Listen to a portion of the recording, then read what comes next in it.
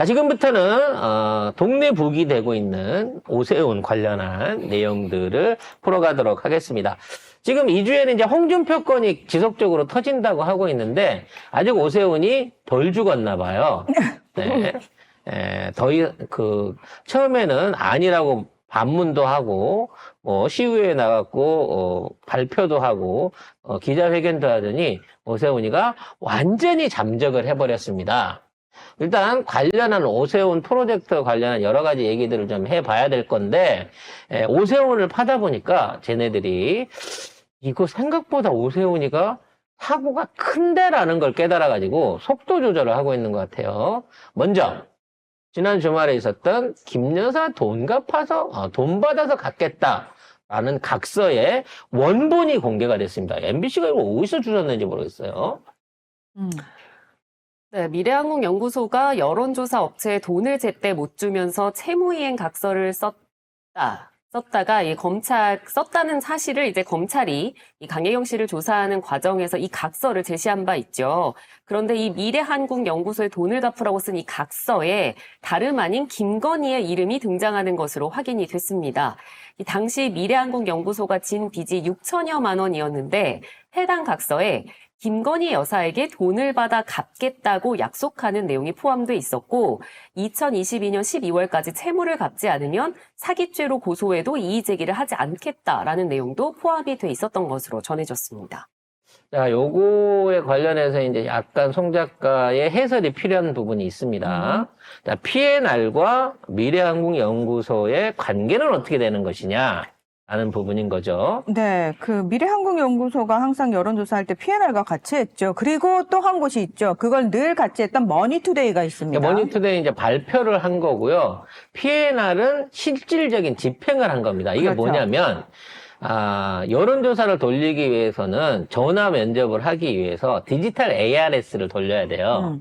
그래서 확보하고 있는 전화번호에다가 전화를 걸어가지고 거기 안에서 회신을 듣고 대답을 듣는 방식으로 해가지고 이 전화 면접을 하는 ARS 채널을 돌려야 됩니다. 이게 유료입니다. 그러니까 한번 사람한테 전화를 걸어가지고 그 사람한테서 답신을 받아내는 과정들 자체가 사람이 전화하고 선생님 지금 윤석열 지지자 이렇게 하는 게 아니라 공식적으로 이거를 회선을 동시에 녹음을 가지고 한 번에 해줄 수 있는 일종의 이제 장치가 필요하다는 거죠. 일일이 사람으로 돈이 너무 드니까. 이러한 실질적인 조사 장비를 가지고 있는 건 P&R이에요. 그렇죠. 그러니까 미래한국연구소가 가지고 있는 게 없어요. 없어요. 하드웨어가.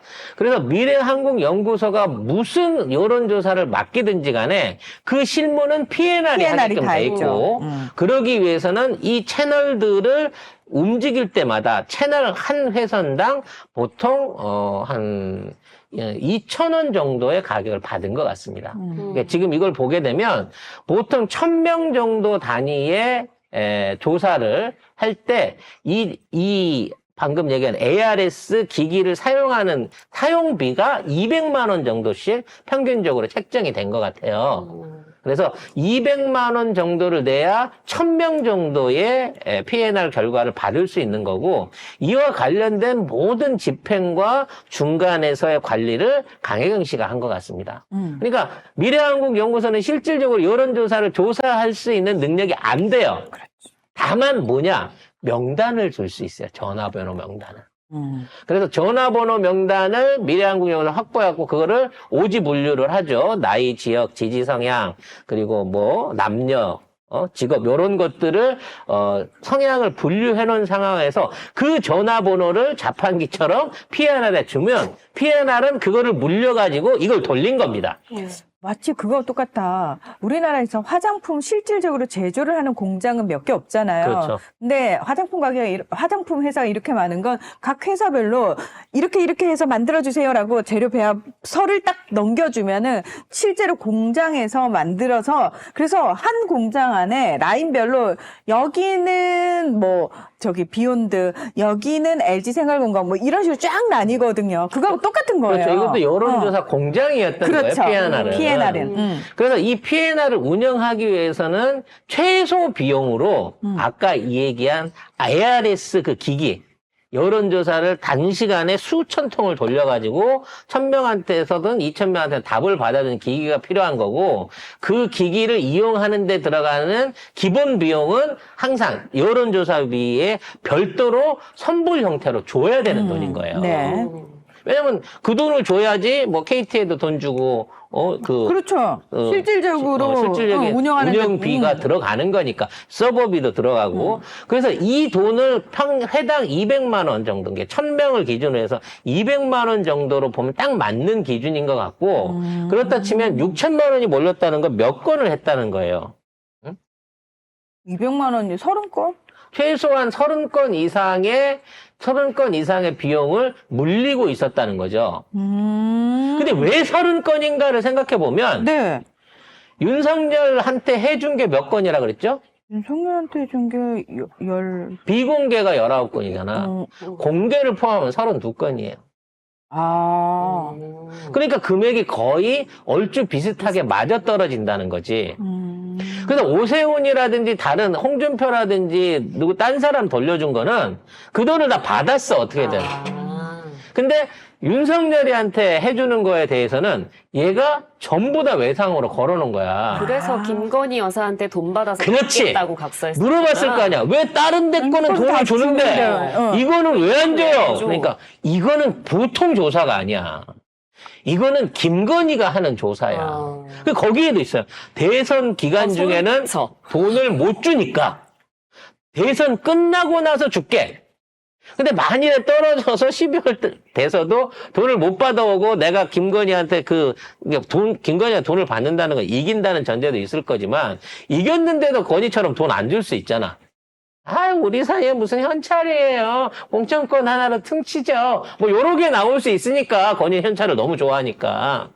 그래서 이거를 갖다 걸어가지고 그 6천만 원을 P&R에서도 유보시켜주는 조건으로 연대 보증인처럼 김건희라는 이름을 믿었다는 거야. 그래서 이런 각서가 써진 거고 이 각서가 P&R에는 보존이 돼 있었다는 거죠. 왜? 안 줬으니까. 안 줬으니까. 못 받았으니까 그렇겠지. 못 받았으니까 아직까지 이 각서가 존재해 있는 거예요. 그럼 이제 공천을 통해 가지고 이제 김영선이 공천을 받았으니까 이 6천을 대신 갚아야 되는데 이 돈을 안 갚은 것 같아. P&R에 계속. 그래서 그거를 회수를 못한 것 같아, 원본은. 그러면서 돈 갚으면서 그때 그때 썼던 각서 내놔. 당연히 이렇게. 돈 줬으면 각서를 받아갔을 텐데 이 각서를 이게 차용증이니까 이 각서를 못 받아오고 계속해서 그 돈이 물려 있었던 거지. 그러니까 P&R 입장에서도 왜 돈 안 줘? 대통령 된 지가 언젠데? 이러고 지랄 연병을 했을 거고 명태균 입장에서는 야 공천 해줬으니까 이 6천은 네가 갚아야 될 거 아니야? 라고 했던 거고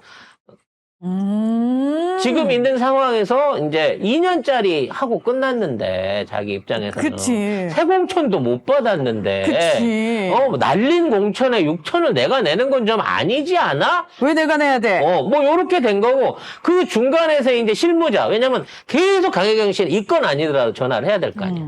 담당 여직원 아니야. 이 6천은 이 건의 미수금으로 남아 있는 거고 나머지 부분은 돈을 줘가면서 시켰을 거란 말이야. 그러니까 중간에 지금 뭐 새로 돌려야 되는데 돈은 김 회장이 보내줄 겁니다. 그 돈으로 물리세요. 라고 했으면 결국은 이 돈은 묶어놓은 상태에서 다른 돈으로는 계속 거래를 했다는 거야. 지선 때도 그렇고 뭣도 그렇고. 그래서 이게 아직까지 남아있었다라고 봐야 되는 거죠. 근데 이건 다 추정이고, 김건희 측에서요. 아니, 우리와 상관없이 저쪽에서 내 이름 팔아먹은 거다. 라고 그렇게 얘기할 수도 있죠. 물론 당연히 그렇게 주장할 수 있고, 그러라고 그래요. 그렇지. 상관은 없으니까.